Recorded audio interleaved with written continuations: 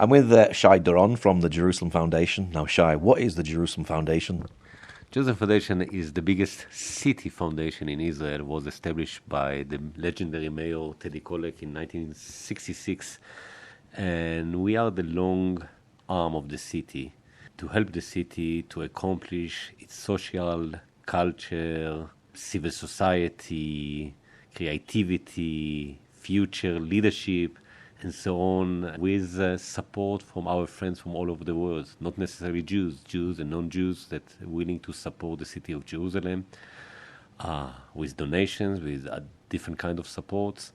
And this is what it's all about. Since the establishment of the foundation more than 54 years ago, we invested almost more than $1.5 billion in different projects and programs in the city. Probably most of the things that you know in the city and the visitors that are coming to Jerusalem are not really aware that those are projects of the Jerusalem Foundation. It includes the big museums, community centers, the big parks, and even venues like the Teddy Sports Stadium or the Citadel or the theater. All of them were established and built by the Jerusalem Foundation through the years. Why do people want to invest in Jerusalem? Why you came to interview me? Because Jerusalem, it's unique. Jerusalem is the core, my belief. This is the center of the world. And I think that everyone want to influence and everyone want to help the city. It's not matter if they are Jews, Muslims, Christians, or others. To do something good to the city of Jerusalem, it's something that we share between all our friends and supporters. It could be Israelis, it could be from overseas. As I told you, it could be Jews or non-Jews.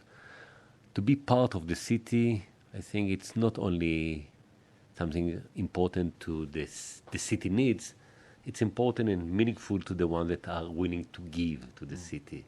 Maybe because of religious belief, maybe because of their vision of doing something good in places that really it's the center. I don't know if you remember or you're aware, there is a historical map of the city of Jerusalem from the 15th century. And it's over there, it's the description, or it was drawn like that Jerusalem is really the center between Asia, Africa, and Europe, and the middle is Jerusalem. So Jerusalem is the center of the world. So everyone wants to do something good for Jerusalem. And how many people live in Jerusalem? What's the makeup of the city? Now we are speaking almost about 1 million people. But the biggest asset of the city is not the numbers, it's the fact, and maybe others see it in a different way, but I think that the biggest asset of the city of Jerusalem is its diversity. Or may I say diversity. So many different communities, so many different cultures, so many different beliefs, Jews, Muslims, Christians. So I think that the biggest asset is not the numbers of the people that live in the city, it's the diversity. And different culture, different communities, different even dresses of how people look like, make the city so unique, so inspired. I know people will say, no, too many ultra-Orthodox Jews, too many Palestinians, too many seculars. The mixture makes the city so unique. And that's why I never left the city since 1960, when I was born. I was born and raised in the city, fourth generation in the city. And it's inspiring city. It's lead you to such a creativity. And I know maybe it's not fitting to everyone, but I have the feeling that this is a life that really much more interesting, much more meaningful than, to my view, than Tel Aviv, for example. And I assume that when you're coming to Jerusalem, you have the same feeling of inspiration. What sort of projects have you invested in?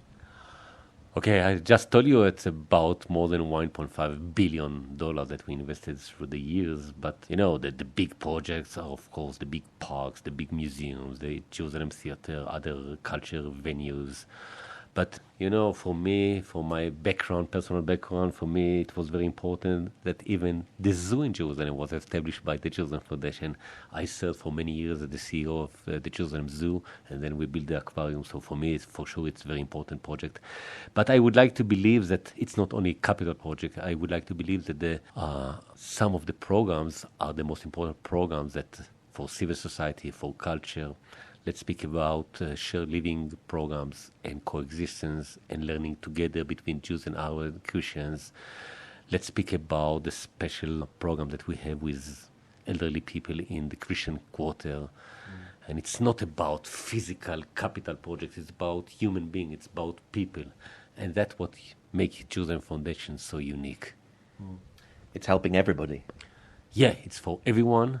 And one of the biggest assets and the biggest values that we would like to address in our work, both capital and programming, it's about shared living, not necessarily coexisting, but to find a way that Jerusalem could be a model to a society, to a city that can really accommodate, live together, Jews and Arab, Christians and other religions, old, young, tourists, local, together in one city.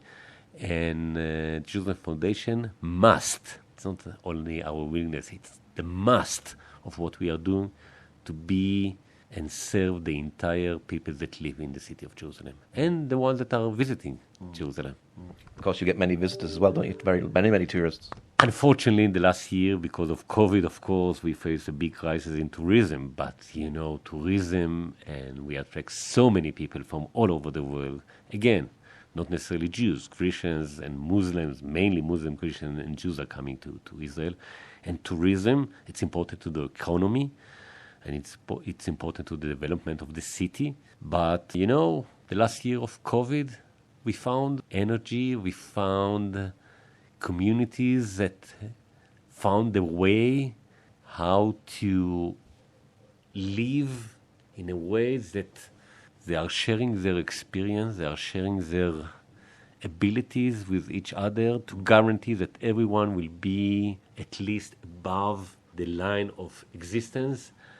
And, you know, it was a chance, it was an opportunity for us to find out that the city has a lot of power of itself. It's great to have tourists here, and I would like to see the day soon that the tourists will come again. But during the last year, we saw a different angle that little bit were hid by the fact that we have so many visitors coming to Jerusalem. And the fact that it was Jerusalemites only gave us new perspective of the energy, of the power, of the good things that the different communities has in the city. What needs does Jerusalem have today? Wow, it's a hard question. But, you know, we are looking for long-term. Jerusalem Foundation came 2 years ago with a master plan, if I say master plan, or mainly vision for the year 2030.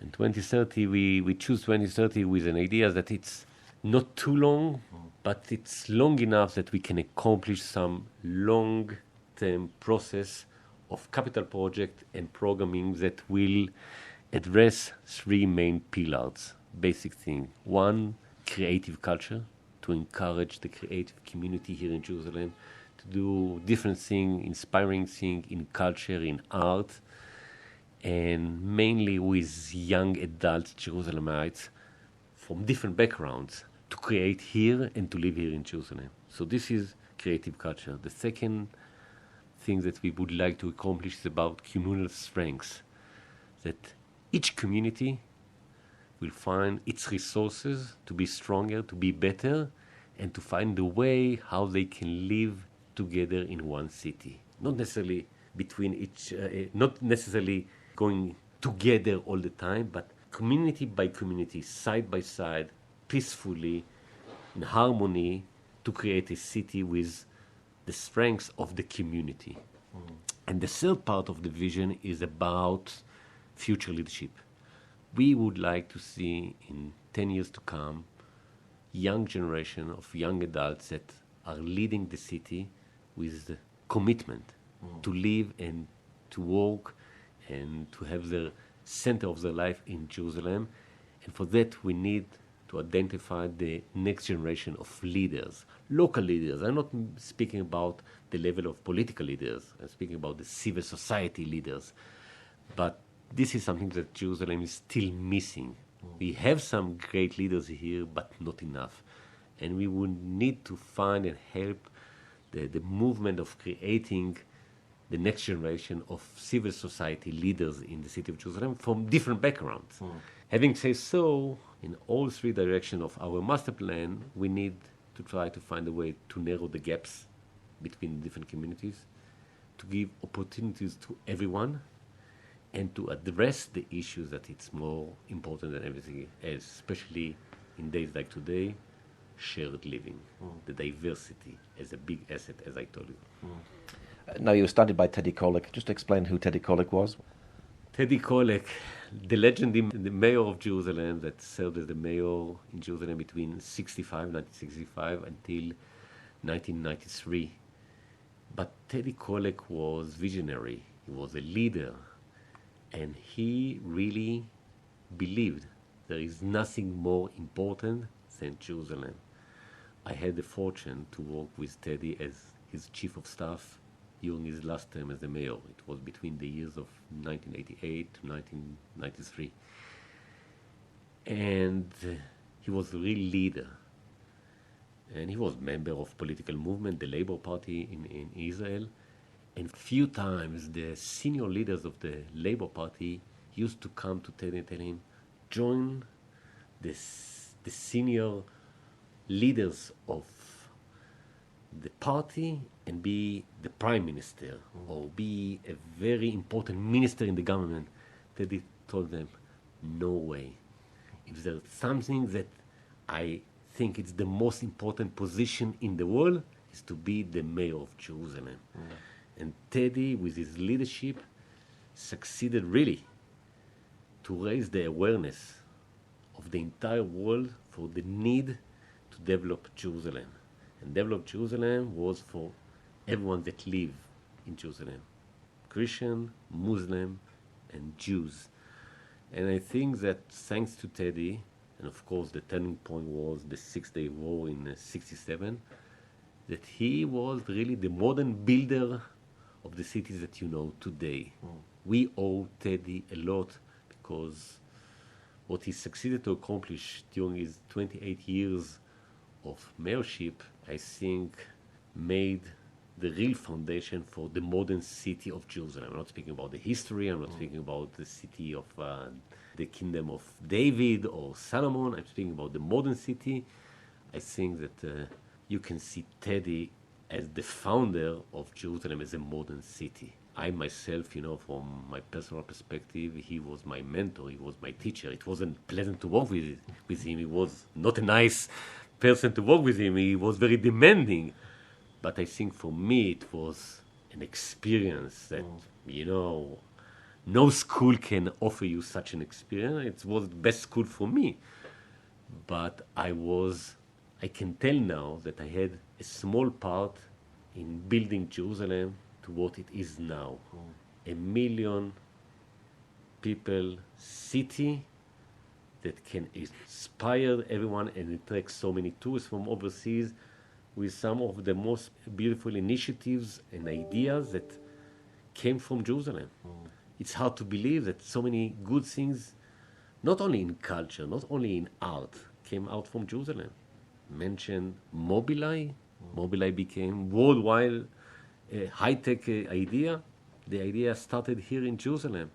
And it's still the base of Mobileye in Jerusalem. Intel actually started in Jerusalem. So many things. Jerusalem is the center.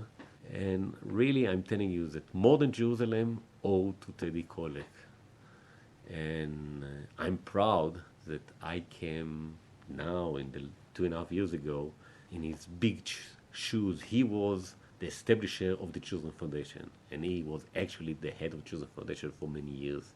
For me to come back after so many years to close the circle and to sit on the chair of being the president of Jerusalem Foundation, for me it's closing a circle on a personal level. But I wish that I will do 1% of what Teddy did for the city, and this would be great success for the Jerusalem Foundation. The city of Jerusalem, the people of Jerusalem, and I think the people of the world that really care about Jerusalem owe to Teddy Kollek.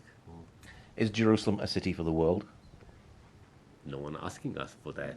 For sure, yes, but everyone look to Jerusalem, and the Christians, the Muslims, and of course the Jews. So this is the real center. You know, if something bad will happen in Jerusalem, it will be all over the world. If something good will come out from Jerusalem, it will impact the entire world.